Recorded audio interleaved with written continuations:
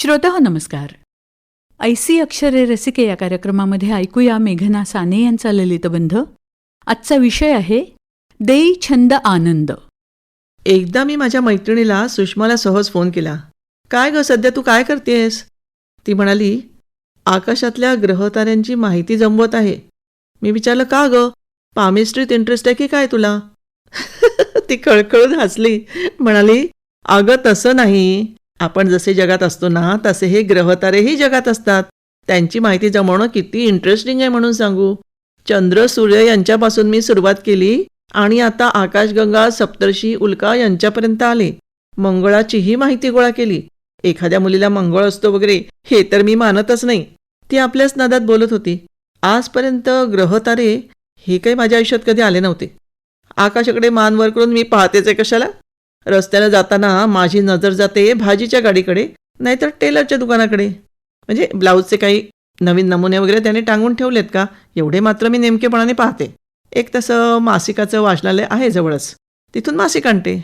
वाचायला वेळ मिळतोच असं नाही हो, पण तेवढीच 4 चांगली माणसं भेटतात म्हणून जायचं वाचनालयात. शिवाय मॉलमध्ये गेल्यावर जरा इकडे तिकडे पाहिलं की कळतं कोणती फॅशन आली आहे. पाहायलाच पाहिजे हो. आपण अगदी जगाच्या मागे राहू नये म्हणून मी बघते बायकांचे कपडे, म्हणजे हल्लीच्या फॅशन्स वगैरे. या सगळ्यात ग्रहताऱ्यांकडे पाहायला वेळच कुठे असतो. मुंबईतल्या या उंच उंच गगनचुंबी इमारतींच्या मागे चंद्र कधी उगवतो आणि कधी मावळतो हे मला काही कळतच नाही. हा एक कोजागिरी तेवढा अपवाद आहे.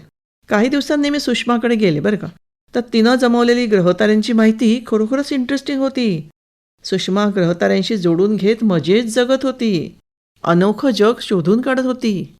आता माझ्या एका क्लासमेटनं, म्हणजे मित्रानं, रिटायर झाल्यावर क्रोशाचे रुमाल विणायला सुरुवात केली.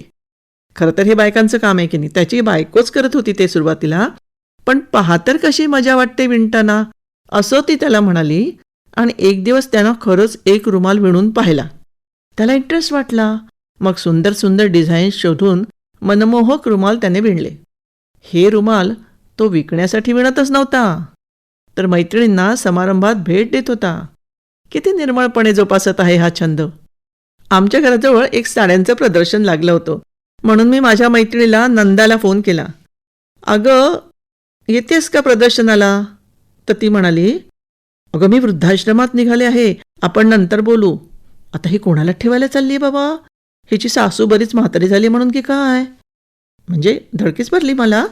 दुसऱ्या दिवशी सरळ मी नंदाच्या घरी गेले, तर काय, तिची सासू ओटीवरच शेंगदाणे पाखडताना दिसली. मी नंदाला विचारलं, अगं काय, कोणासाठी गेली होतीस वृद्धाश्रमात? ती म्हणाली, कोणासाठी म्हणजे अगं तिथल्या वृद्धांना खूप एकटं वाटतं ना.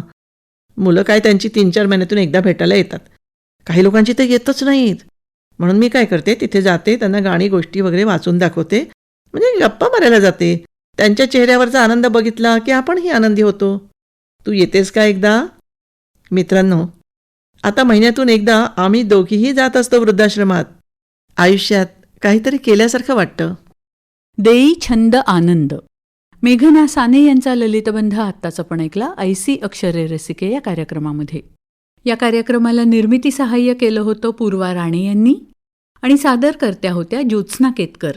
आणि याचबरोबर आजचा कार्यक्रम संपला. पुन्हा भेटूया उद्याच्या भागात. नमस्कार.